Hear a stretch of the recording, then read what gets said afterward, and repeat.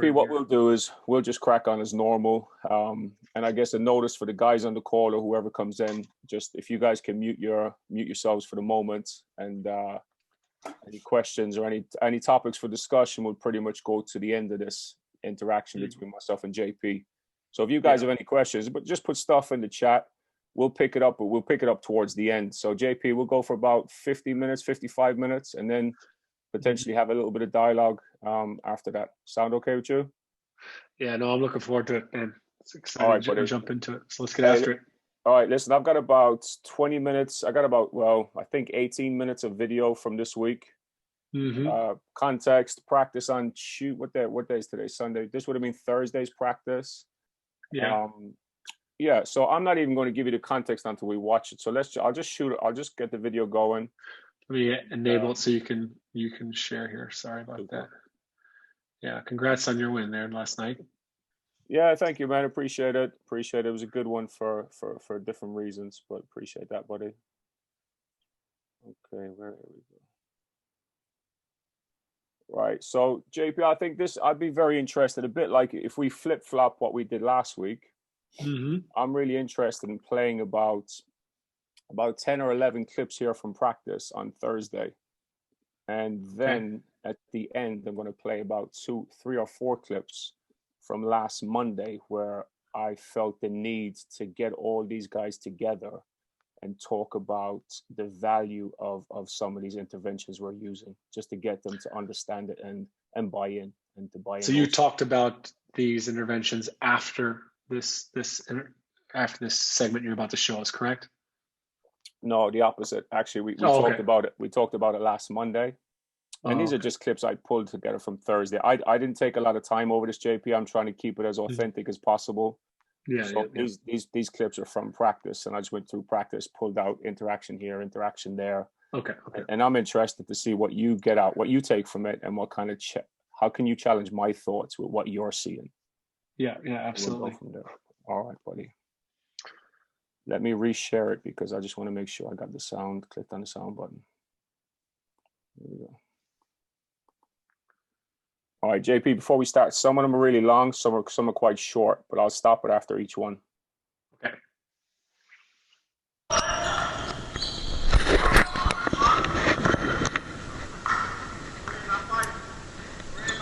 Yeah, tell them all. Go again, lateral wide. Yep. Come on now. Show me this time. There you go. Lewis. Good. You got to talk to him, lateral. Hey, are we, Sammy lateral, are we switching that? No, but are you, not what did we do last time? What are we doing this time? Well, you have to communicate then. Show me. Here we go. Jump to the ball, lateral.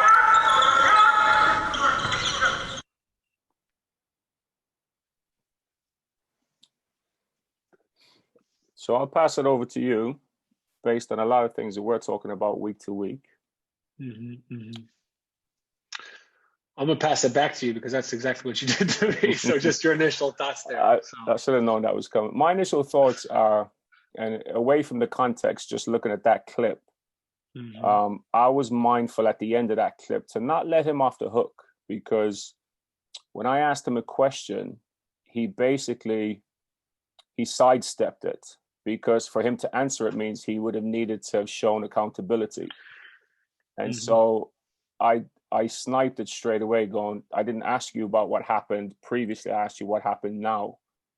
And then the other thing that I take away from watching this clip just now is he gave me a very hesitant thumbs up when I said, show me. Because anytime I say show me to the guys, they know I want that from them, because that's them saying, yes, I'm going to show you. And he gave me a very hesitant, almost like, yeah, I'm going to give you this because you asked for it. I'm not giving it to you because I want to give it to you. He didn't even look. He kind of gave a quick thumbs up and put his hand down. So what's my take on that?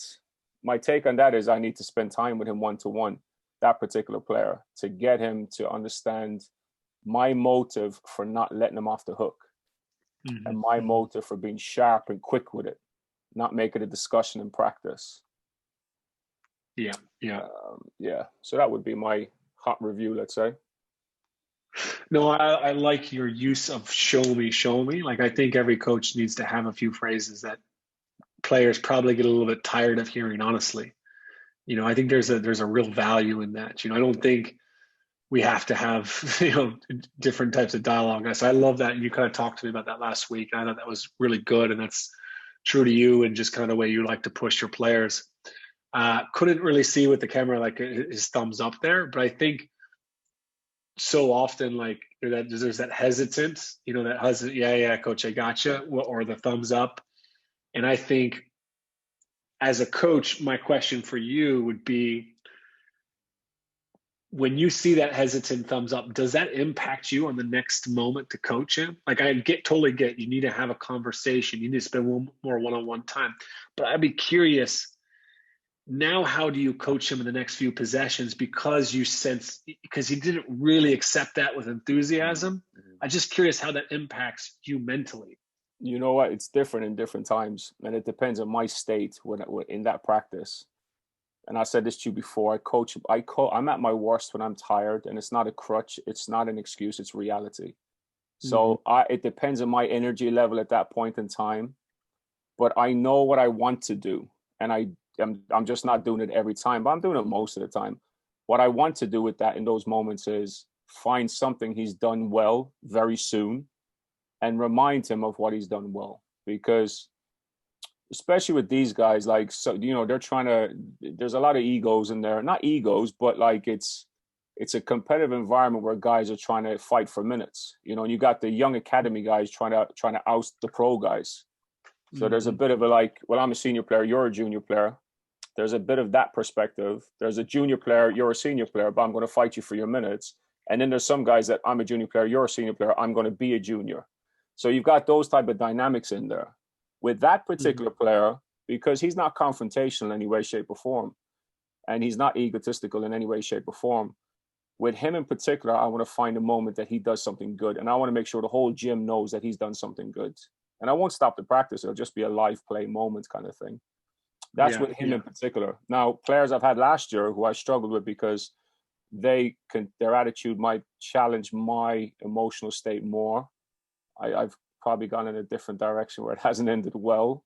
And we end up having to, to repair that relationship post practice or the next day, or, there's an investment of time that kind of drains a lot of people's energy as well. So there's different responses depending on the person, but depending on my energy levels as well. I love that you're trying to find something positive, but sometimes with those players, if they get that hesitant, yeah, I got you, the next few plays aren't actually, because they're still caught up in the fact that you kind of called them out on it. And I think that's a challenge as a coach. Maybe you didn't experience that moment.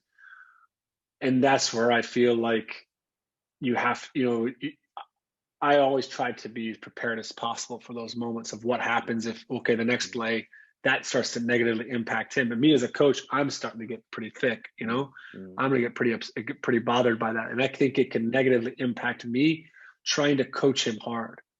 And obviously I think that's the big thing, is why you're having that one-on-one conversation. But if I see a player and they're like, they give you the eye roll or they give you this or that, it's just like, I'm watching them like a hawk. And I don't know if that's a good thing or a bad thing, but all of a sudden they're on my radar and I'm like, and then what am I scanning for? I'm actually scanning for them to affirm he's not buying in or she's not buying in. Yeah, you're scanning for a mistake.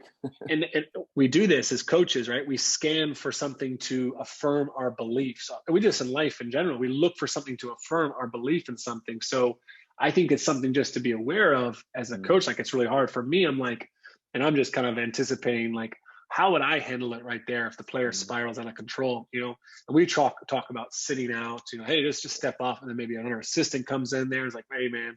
And so I think sometimes those one-on-one conversations, as much as we want to have them outside the session, I think sometimes we got to be prepared for, if we do have the staff or stuff like that, that maybe there is a moment where a guy's pulled aside, but not necessarily saying that you had to do it in that moment at all.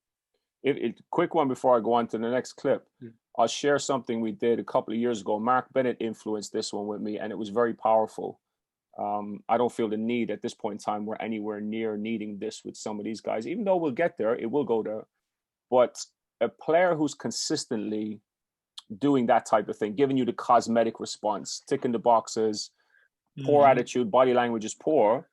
You know, Mark said to me, why don't you get another teammate that he respects and set it up, bring the two of them together and say, right, let's be honest about how things are, like get it all out kind of thing, to where that player feels like, right, I can't hide from this. You're right. But is that how you want to be as a player? Do you want to be perceived as someone who has a bad attitude? Do you want to be somebody who's frustrated, not focused on the task? They generally say no, because they want to play better. They generally say no. And then you put a support system in place that's not you. And if you don't have an assistant coach, this is a great strategy. You put a support system in place that's very transparent to that player, but also the support system is another player who he respects, is scanning for these emotional moments that he's having. And they're intervening in the practice, just like you said an assistant coach would. But if you don't have an assistant coach, you can't do that, obviously. But very often, I find with these, especially with these senior guys, they respond to different players differently. And because their level of respect is different within the group. So I think about our two most senior players right now, they bounce off each other really well.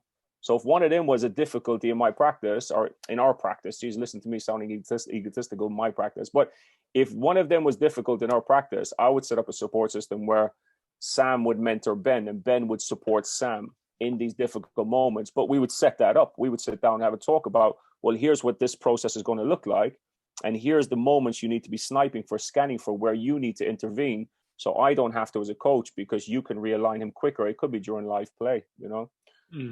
That makes me think real quick before you jump in here, real short story. Like Popovich I remember hearing Ginobili talk about how Popovich would pull him or Tony Parker aside and say, you need to go deal with Denny right now, or else I'm going to friggin' lose my mind on him. Kind of just a small version of that though. But the same principle applies. There's players that can reach them better than you can at sometimes. So anyways, go to the next clip, man, because that's a great suggestion there. Cool. This one is more to do with assistant coaches. So I'm very blessed. I've got 2 assistant coaches on my team every year at Reading Rockets. I mean, the provisions they provide are fantastic. So this is more about the assistant coaches. I'm interested in your thoughts on this one. Hey, Dan, I'm doing too much talking and teaching here. You guys take it over. Shut me up. I'm doing too much talking and teaching here and correcting. You guys shut me up. You guys got this. Remind me right now what success is. JV, please. In this segment, just right now in these 3 segments.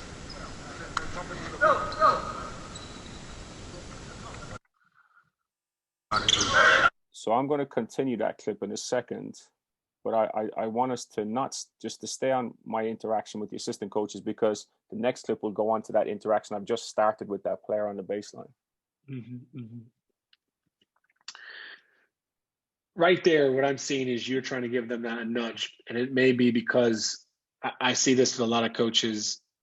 Maybe they feel the assistants aren't as engaged as they want, and maybe it is because you've been too much of a dominant voice, or maybe you just feel like they've been sitting back. So what I saw there was just a really positive nudge with those guys to step in. So I'm curious of how they'll step in next, you know? So the context is this, right? Which I probably should have given you first, actually, JP. We in the practice sessions, we don't go with head coach, assistant coach titles. We go with lead coach, support coach. And so we've sat down and we've chopped this up. So they're very clear on what a lead coach and a support coach is in the practice. So even though I'm the head coach, in this segment of practice, the practice plan was defined, and they were aware that I was the support coach, that they were both the lead coach. So we're doing some sort of defensive drill. I think it was defending down screens and jumping to the ball, that type of stuff. And so my role as support coach, or their role as support coach later on in that practice or earlier, the role of the support coach is to go around sniping anybody on the sideline. It's basically keeping the behavior, the culture, the environment stuff that you're trying to build alive. So I asked that player on the sideline, just talk me through what we're doing right now. Told me what's the success criteria right now. What do we want to get better at right now? But before I went to that player, I noticed my trigger. My trigger was to jump in and be lead coach, even though we didn't agree that before the practice. The agreement was I'm support coach. But me being trigger happy, seeing things that they're not seeing, I was jumping in too much, and this is where we're at this moment in time. Like, you know, I think this is like our 15th practice. Even it's probably our 6th practice with everybody together, like the full squad together is probably the 6th one. And I'm very mindful still at this moment in time that I don't think they're feeling like they're in control in their segments of practice yet. And that's because I'm jumping in too much. So I went over to them to remind me, hey guys, just shut me up. Basically just tell me move to the side when you feel the need to. Because we've talked about that off the court. Because I've said this to them, guys, I'm jumping into your segments too much. I said, well, I need to be better. And I'll tell you what I need to be better at. I need to be better doing my job of being the support coach, going around sniping the players, keeping them cognitively engaged and checking their recall and checking how's the environment, the way we want it, getting them to scan and this, that, and the other. But the other thing I said to them is, I've got to be better at standing back, allowing you to do your job. And I don't think I've done a good enough job of this yet. So please feel free to tell me to back off, like to step off. We got this, which they haven't done yet. And I want to get to that stage where they say to me, Alan, back off, we got it. But also, I told them, if I see something they don't see, my job is not to stop or jump in. My job is to go to you, and you'll see it later on in one of these clips. My job is to go and tell you what I'm seeing so you can deal with it as the lead coach. Yeah, and I think I've done a real crappy job here up to this point. Like, it's clear to see, actually. Yeah. So that's the context.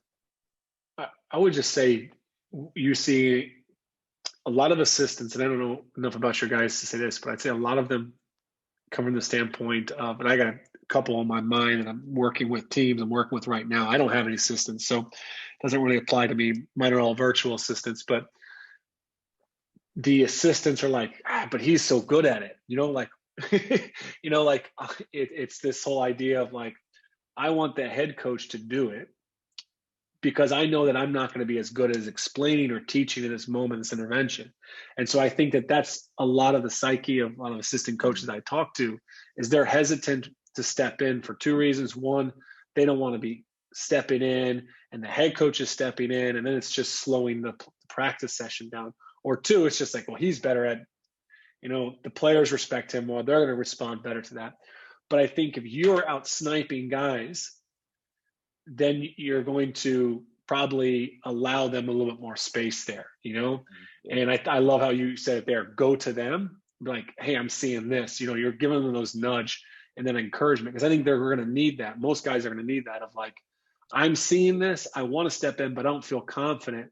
And then you give them the nudge. I think that could be really positive as well too.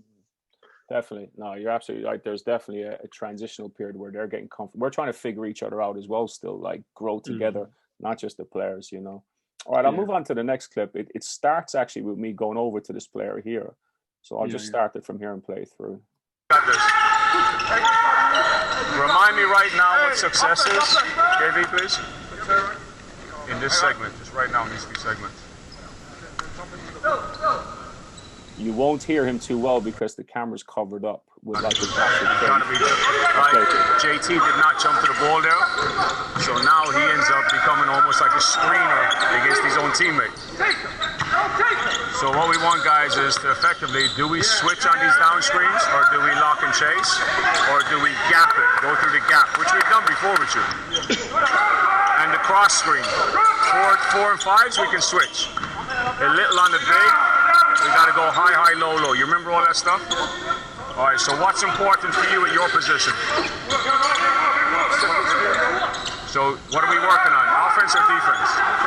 All right, so what's important for you at your position?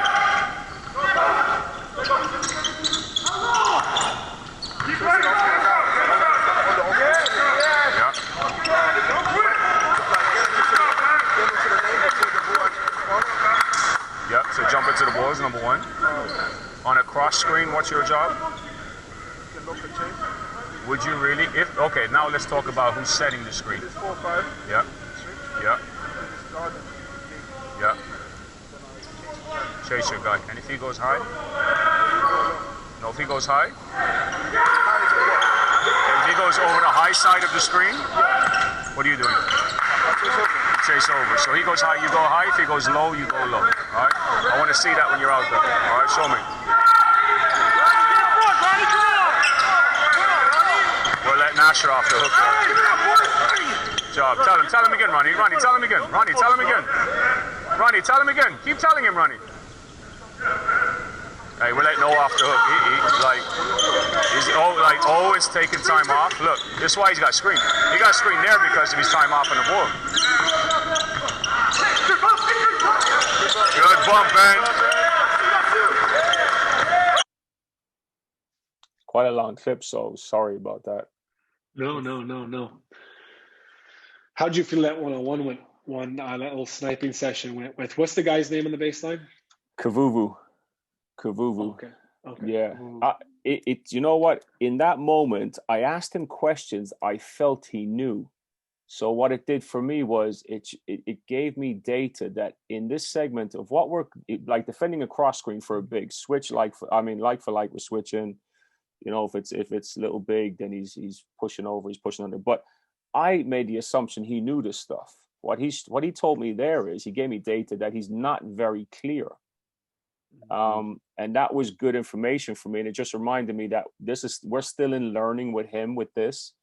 Now with some of the others, they're past that stage. So this data for me is very important. The reason why, JP, is very simple.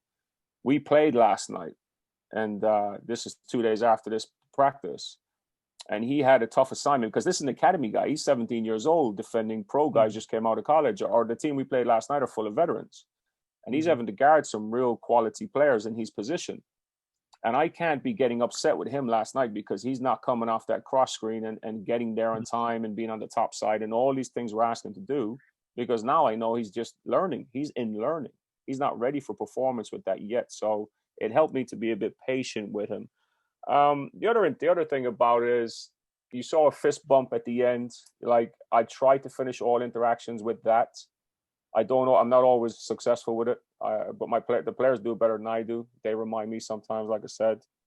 But that's my thoughts on the interaction. Yeah, no, I could tell like he was really confused on some of those things. Like it was a long conversation that I would say, like, I don't know the player, so I'll just challenge you on this. I don't know the player. I would just know there's a few of my players. I'm like, man, I know right now that's where they are at. Like if I had to have a conversation and they're asking them what we're really working on here, I think sometimes players have a really hard time articulating that too, especially in the moment. There's lots of noise. It's you, the coach, and you're asking questions. It can feel like a bit of a pop quiz, which is a good thing, right? You're putting the pressure on them. I think these are the moments where I try to, like, you know what, you don't want to have to stop the practice session to kind of break it down for them. So I'm like usually sending them film the next day of it, trying to get them to kind of review it and stuff like that. But I think you captured what you needed to know. And I think it's just obviously your assistants were stepping in there. So I didn't think it was a big issue for you to have that type of conversation. But I think the big thing that you did in that is that guy at least has to know you didn't let him off the hook at the end of the way. Like, he doesn't know, like you just kept pushing him and pushing him. And I think that takes a lot of like conviction as a coach to be able to do that. I don't see myself doing that a lot. I'm like, oh, geez, this guy doesn't have it. I'll deal with this problem later. I'm just going to get to the practice session. So I kind of like that, you know. The big challenge there that I find, JP, is like I said to you, we've got academy players in here, 16 to 19-year-olds, and then we got the pro guys. Trying to balance the, like, when do I move on and how long more do we stay on this topic? Because those four are not ready to move on, but those 8 are ready to move on. That's my biggest dilemma, practice to practice. And the blessing is really, having 2 assistant coaches, I can't tell you how much of a luxury it is to have that resource, because that session continues and I can have that 1.5 minute dialogue with that young man because there's other coaches leading that segment of practice. Now, if I was leading that segment of practice, I don't have the provision then to give him 90 seconds, but my assistant coaches do because they're the support coaches. So if I was doing it by myself with this one, how would I do it? I think that's a question to discuss. Like, how would I do this differently if I was by myself? I would find the player who I feel is most confident in that detail to go and do that. I would say for example, a couple of years ago, I would say, Danny, can you go over there and go through that stuff with Ali? Can you just give him 60 seconds and make sure that he's clear on it before he comes back in? Fist bump, let him off. Now he's developing his leadership skills as well. So it's harder when you don't have assistants, but there's definitely ways around it, you know? Well, I think it's a really practical way to use some of that sideline time.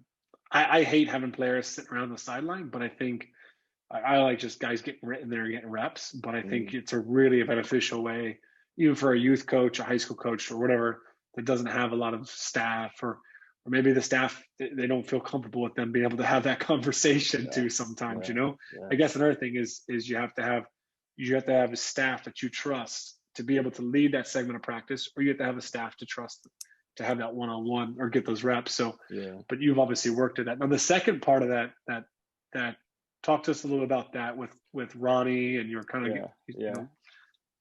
So the situation, before we get to Ronnie, because I'll finish with that bit, I was telling Matt, my assistant coach, like, you're letting him off the hook here. Like, in other words, I'm telling Matt, you need to step in and stop the drill right now, because it's happening repeatedly, or sub those two players out, like Asher and O we were talking about.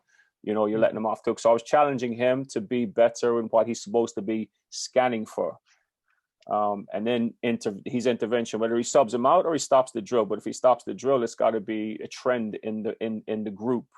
If it's an individual, he knows that we'll want to sub him out.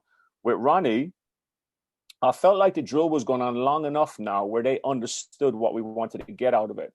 So what I wanted to do was kind of provoke guys to be a bit more aggressive with competition. So Ronnie did something, and that was a junior player to a senior player, defensive element, like he blocked him or he stopped him, whatever. And I thought Ronnie said something to him, like, you know, flex these muscles a little bit. So I just wanted to provoke that even more, to kind of get the senior player to have a little bit of an emotional spike, just because he's got to get used to aggressive competition, because that's how the game is played in some of our teams on the weekend. And the other dynamics you have to deal with is, you know, if you're not mentally robust.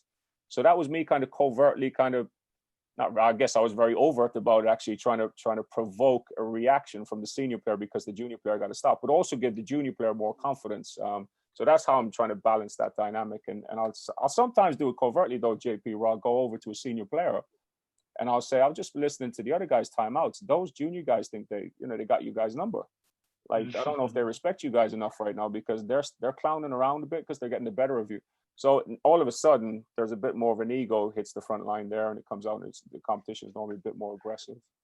Yeah. It can backfire on you. No. I one big takeaway I have there is I just like how you went to the assistant coach though. Hey, you're letting them off the hook, and you're encouraging. And I'm even thinking from my standpoint is I'm trying to develop a player-led program, and I'm rotating 3 groups in, kind of like, I think maybe you got 3 groups, you got one on the baseline, a couple, you know, and whatever. Like having a designated one of my leaders on the baseline, and just maybe even doing a few segments of our practice, where say it's a 15-20 minute when we're working on something defensively there, but that captain or that leader of that team that's in the baseline going to that player and be like, hey, you know, because they're not going to step in. They're really just, they're not, you know, I could say, hey, you're coaching on the baseline, you know, and you got every right to step in, blow the whistle and correct what's going out there, but they won't. But to sit there and actually do what you're doing there, I think you might empower them in some ways, you know, to be able to step in there. What do you think about that? You could do it from afar as well. Like tomorrow, Monday, I'll be by myself, but it'll be more like a small group breakdown stuff. And I'll be sniping guys on the sideline while I'm leading the segment of practice. While the game phase is going on, I'll be shouting over, Asher, I'm wondering what you're seeing right now. I'm wondering what you're seeing.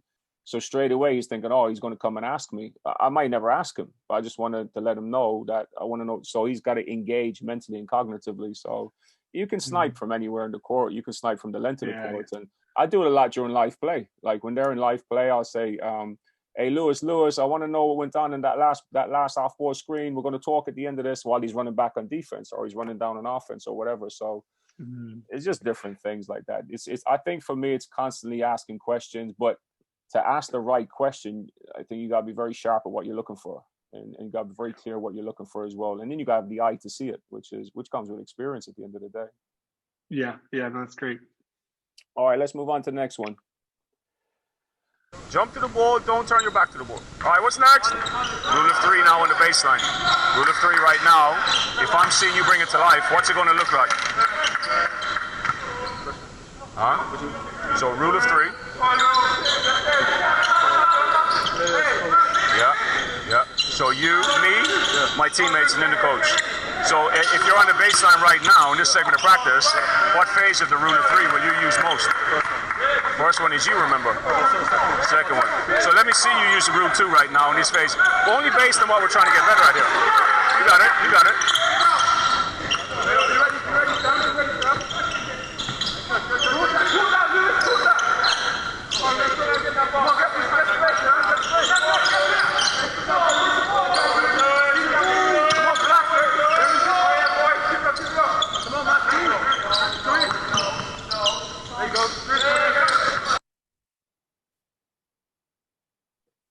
Context? Do you want the context? Yeah, give me the context there. He's relatively new. It's his first year with us. Some guys are with us full time, which means they're there 5 days a week. This young man is with us twice a week. He's with us for the Tuesday night practice and the Thursday night practice. He's not with us the Monday, Wednesday, Friday because he's the only guy we have that plays on this team that has a job also, daytime job. The rest are in the academy or they're there as full timers. So with him, like he's a bit behind. Like if I asked another player, I mean 9 out of the other 12 there, if I asked them what the rule of 3 was, they'd have given it to me backwards. They could have recited it backwards. They understand it, they get it. They don't necessarily are versed at delivering it. So with him, it's a purposeful snipe with him during the practice. It's too easy to ask him before and after when he's calm, when he's not emotionally spiked, when he's not physically engaged and having to focus. I wanted to challenge him there and then about what it is. It's a shame we couldn't really hear him. He wasn't doing a great job delivering what he would at the rule of 2 because he wasn't sniping the right people. It became generic communication. It was a bit cosmetic, which is fine because that's where he's at. And that's the first stage. The next stage, I need to see him evolving now into in a couple of weeks' time, where actually what he's saying carries value to what's going on and it's relative to desired outcome, let's say. Yeah. How old is that player? 28. So he's So I think it was for me, like you said, it's very cosmetic, and that's kind of what I anticipated. Was kind of like when you force a player, like, hey, it's like, I mean, we've done this to coach. Come on, baseline, got to hear you start talking. Like, well, then all of a sudden they just start, they become the the cheerleading squad in the baseline. Yeah. I think one of the things I find to be really beneficial, and I'm not good at this, but when I do it, or I see other coaches do it, it can be really helpful. It's like, you might actually point out a certain player, but I think even just asking them, who needs support right now out there in that group right there, and especially if they're a sub and they know someone's on the team, whatever. But like, just who needs support there on the defense there, and having them to point out one player in particular, because I think. When you're trying to coach 3 players, you're trying to coach 5 players. That's a lot to be asking for them to be making assessments. And they can pick the player that they think is the weakest player. They can pick the player that they're most comfortable supporting. But just starting with that initial step of just, hey, watch Alan out there. I'll watch Alan. He needs the support right now. So they're just watching one player. And then they can be giving them some reminders, or they can be letting them know, hey man, you're not switching hard enough on that screen, or you're not, whatever, active and help, or whatever it is you're drilling. I think that could help them to move from the cosmetic, is drill in on a certain player and watch that player. I like that. I've just taken a note of that, JP, because, and the reason I like that a lot is because he's now, instead of being like theoretical about it, I'm actually covertly getting him to bring the rule of 2 to life, phase 2 of the rule of 3 to life. We're not talking about it. I'm just asking him a question that's going to direct influence him to do it. So I really like that actually, instead of having a discussion, right? Tell me what the rule of 3 is. Like, it's a bit, a senior player, not necessarily a senior player, any player who's, comfortable enough might find that a bit kind of patronizing in a way, like, and especially if they don't get it right, there's an element where you could, influence their confidence levels a little bit. I like that. I really like that. Who needs support out there right now, and what can you do to help? Yeah. I think too, the other thing is if you just say, okay, rule of two right now, let's see it. They're looking to point out what's not working. Yeah. Like where they're looking for mistakes. Mostly. But if they focus in on one player, that player could be nailing it, you know, and they can then, okay, can you affirm that player? You know, like I think it helps them to be more, you know, say positive on and point out some of the good stuff that goes on. And Mark, I know, says this all the time. Like you got to have stoppages or whatever. You got to be sniping guys when they're doing it right as much as they're doing it wrong. But I think that's very hard to actually live out because we're just scanning for something to go wrong. So I think that could help bring out some more positives of a player as well, you know? Definitely. All right, should we continue on? Yeah. Come on, Dan. This is your segment. Hey. Oh. That's all. Hey, rule of two now. Rule of two. Remember, that's your success, right? That's your individual work on. All right, so I'm going to be scanning that. Let me hear it now. No, half court.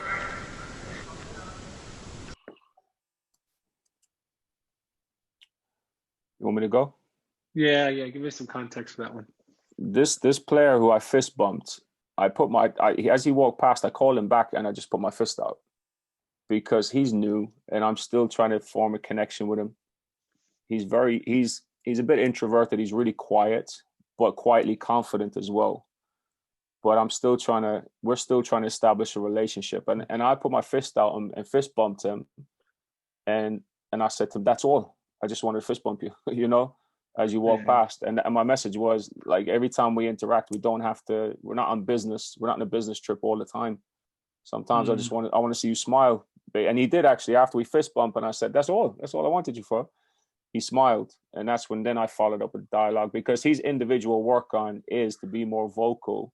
I mean, he's played 4 years at Appalachian State. He was a point guard there. He's a smart player. He knows the game well. He can influence the practice in a really positive way. And I'm now like a dog with a bone trying to get this guy to really drive some effective communication in practice. Because anytime we have a one-to-one, he gives me great stuff, better than a lot of the others. And I want him to be giving that live to the group, not just in the one-to-ones with the coaches. So, you know, I just reminded him what his individual work on was, which was to be vocal and deliberate with what he says to influence others to do something different or better, or to reaffirm what they're doing as well, like you just talked about. No, I love that. I think there's just something about the physical touch, but also something you said last week that's really stuck with me is how in a 20-minute segment of practice, you try to have some sort of connection or some sort of touch point with every player, where that's sniping them or something like that. And I think, you know, even if you had just done that, you didn't even need to say, hey, rule of two, that's your work on. Like, I mean, he should know that already. I think just the man, I love seeing you smile, that type of stuff, you know. It's kind of cheesy and I think it'll just make him laugh a little bit more, but it's like really, really just a powerful connection. So it was just cool to see you put that into action. Cool. We'll keep motoring on them.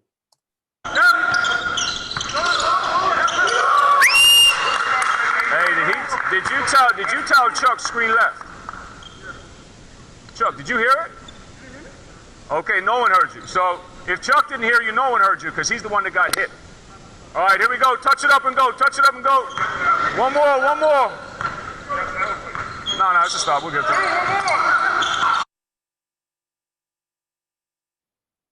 I can play these again if you want, like at any point in time. No, how'd you feel that one went? I didn't like my interaction. I felt like it was I felt like when I asked him a question, if I was watching this in the balcony, I would think that coach is showing like he's frustrated. I didn't like my tone. It could be sharp and quick. I'm all right with that because let's keep moving, because this doesn't need to be a convention about what happened. It can be short, sharp, and we move on, we realign and fix it. But I actually felt like my tone was, as I watched it back this morning and was clipping these, I felt like my tone was negative and almost like it could be perceived as personal. I felt now with these guys, you know, you're always going to lean on the crutch. Yeah, we got a relationship. They know me, I know them. But still, if I showed that to a stranger, and asked them, what do you think of that? I think a stranger would think, yeah, you sound a bit frustrated. But I also wanted to I wanted to nail it. I didn't want to move on because Kavuvu, that player I'm talking to, has a history of passing the responsibility to somebody else. So you can even see it if I don't play the volume, you'll even see it in his body language here. Like I say to him something here, and if I think you look at this young man, I mean, he's 17 years old, still trying to, find his way into stuff, and he's doing a hell of a job, like come on an amazing journey. But when I challenge him here, his hands he does a lot of this, like opens his hands as if to say, what, me? Okay, he touches Chuck there because I challenge him. And, but I feel like there, he's still looking and saying something to Chuck, like, I did say it, I did call it. Instead of him going, yeah, my bad, I'll be better, I'll be earlier with that communication next time. So, like, there you go.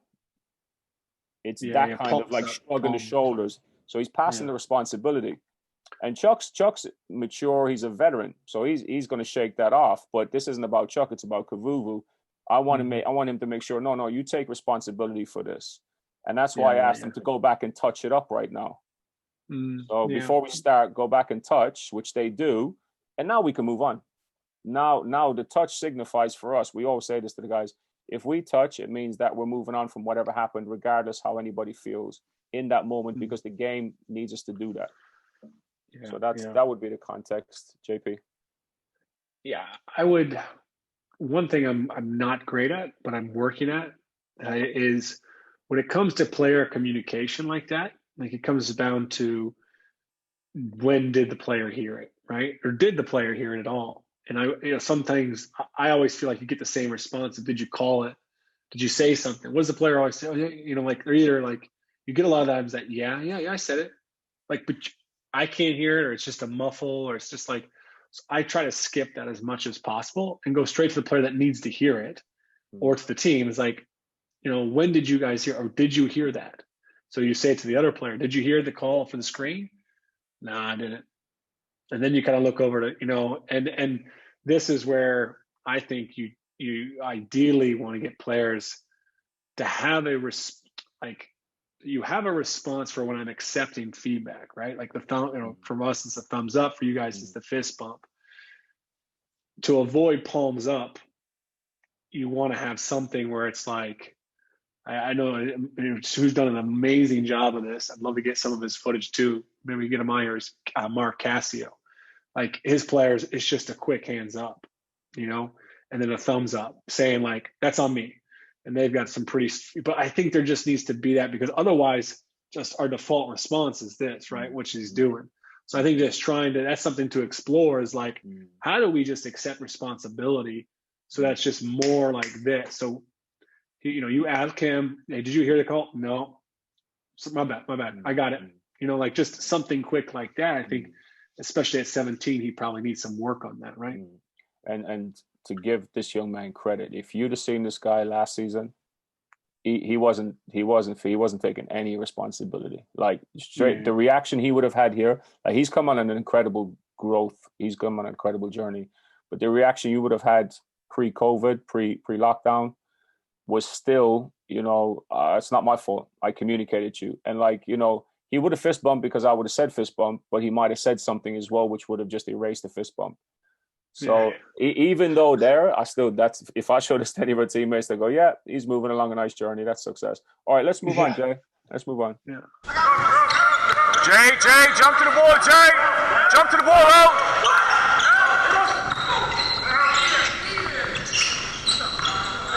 Yeah, but if he says switch right there, you should be on the inside of your guy. You should be on the inside. Here we go.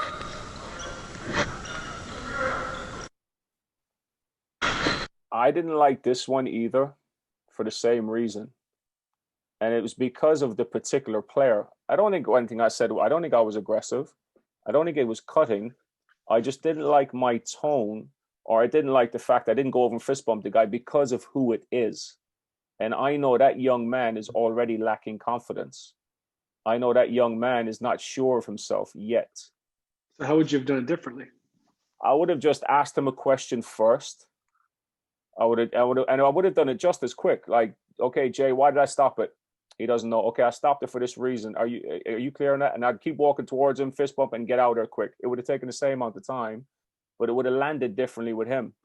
Because in that moment, I felt like, okay, he's probably going to think, oh, I screwed up again. Or I would have just subbed him out there and just had a quick chat with him and got him back in there and not said it to him in front of the group. Now, with another player like, say, Sam, I would have been fine with that, the way I approached it, because Sam, that would bounce off him the right way. Whereas with this player, I'm not sure. He might have just gone, oh, here we go again. I've screwed up again, kind of thing. So that was my regret watching that one back. But again, I guess it's knowing the player, isn't it? Yeah. I think it's a great question, though. Why am I stopping it? And it's always a really nice one to do that's a little bit less aggressive. All right, Jay, so we've got probably two more. We've probably got like two more practice clips, and then there's a couple of clips where I want to share about how I'm trying to get these guys to see value in what we're doing with some of these interventions. Should we continue in that order? Yeah, let's go. Hey, don't be a pedestrian here right now, KB. Don't be a pedestrian, because right now we should hear your voice saying specific stuff. So what kind of things should we hear you guys say from the sideline? Like, I'm not sure you guys are cognitively exhausted yet. You know what I'm saying? Like, you mentally, you haven't been challenged tonight, and that's not your fault. That's my fault, Dan and Matt's fault. But let's start that process now then. Yeah. In terms of filling the gym and having that in-game voice. You know? Just tell me right now, like in a conversation, what are we trying to get better at here? Playing off the ball, like reading the game, being in the right position.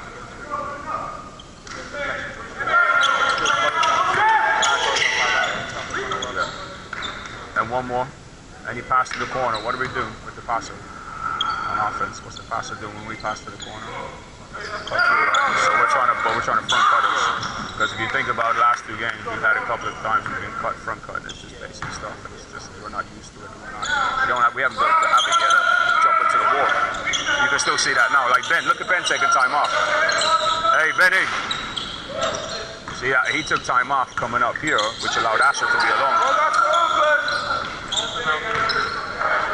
It's exactly that. Hey. I'll let you go, Jay. I thought it was a pretty long conversation. I think trying to just be, I would, but some coaches, like you said, if you got the staff, maybe you can't have that type of conversation, but it's like getting more to the meat, like getting straight to the point. Like, hey, what do the guys need reminding of right here? Or what are you looking at? What are you scanning for? And maybe he's off. Well, I don't know. Like, okay, well, what's our focus here? Or what's the success criteria? Okay. So what should be some of the things that you're reminding them of here, or let them know when they're doing a good job or they're struggling with it. So I just think that you could probably just move that a little bit quicker. Yeah, I agree with that. It was way too long, and I didn't like the fact I said to them, you can't be pedestrians on the sideline. It just didn't add any value. It didn't add anything to them.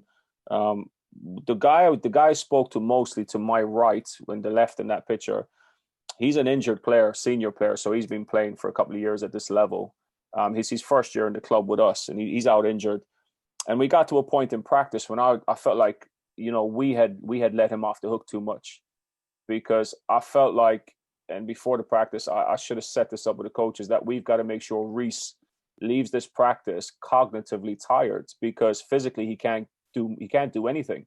But we have a responsibility to make sure he gets better tonight. He has to get better in these practices. He can't move. He's got quite an injury that's going to keep him out. He's probably back in a couple of weeks, but I don't think we did a good enough job. And I said that to him as well. Like, the coaches haven't done a good enough job with you guys on the sideline tonight. So that's on us. But I can only say that to them once or twice. I can't. I want the dial to shift from them being dependent on us to being independent, and they're doing it themselves. So I've had this conversation with Reese since, that like, if you're out for another 3 or 4 practices, then you need to have better practices in terms of what you're contributing. And I've given him clear criteria. Other than giving him a prompt sheet, I've told him, like, you only need to be thinking and talking and communicating about the success criteria within the drill. but also the non-negotiable stuff, which we haven't agreed. The guys haven't agreed yet what the non-negotiables are, but they know they're behavioral elements.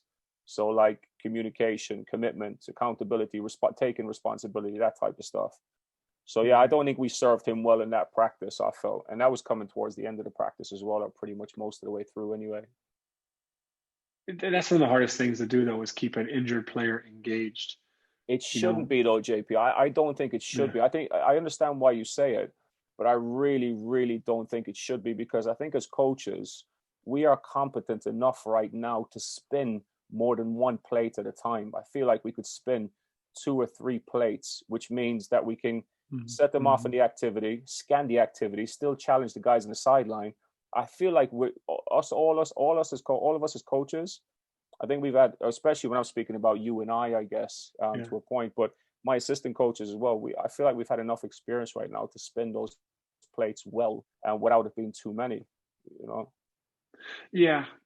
And I mean, you probably are putting, like you said, you were really clear on what they need to be doing within each segment. I think I think the more that we can do that, that's something that I haven't done a good job of. We've been fortunate with not a lot of injuries yet, but is just trying to find, once again, back to, focusing on the one player, those type of things. I think depending on where they're at and what they feel like they can provide value at, I think is always a tough one. So. All right, I'll play a few more through, and then I might skip along because I'm conscious we're going 55 minutes here, and yeah. I don't know if we're going to get we won't get through all the video. Yeah. Let's come back to some more. So this player called this timeout, so they know, as I've explained to you before, I give them, certain timeouts per drill, per activity, and then we put a time frame on it. So he called a timeout here. I don't think it's very clear because I said to you the camera's covered by a plastic case. So let's just go for it.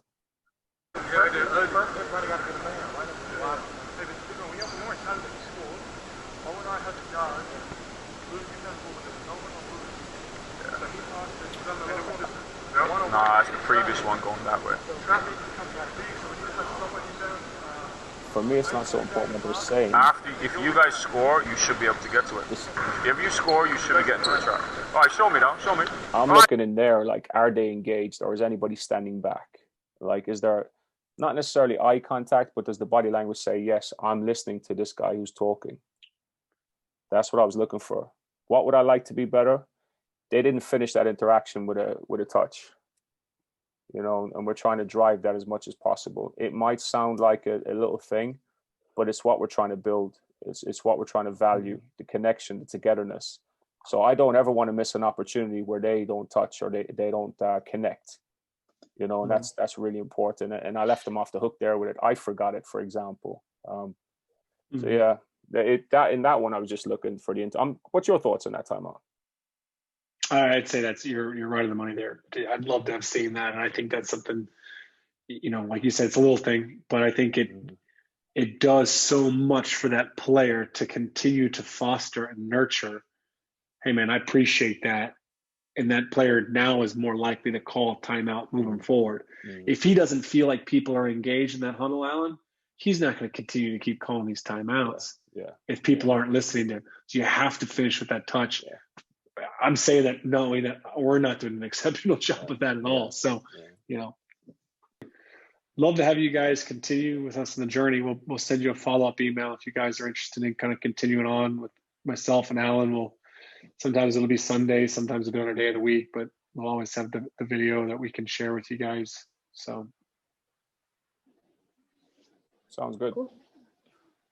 All right, you guys. Appreciate you all. All right. Thanks a lot. Yeah, great to see you all. Everybody have a great week, all right? All the best. Bye, guys. Thank you.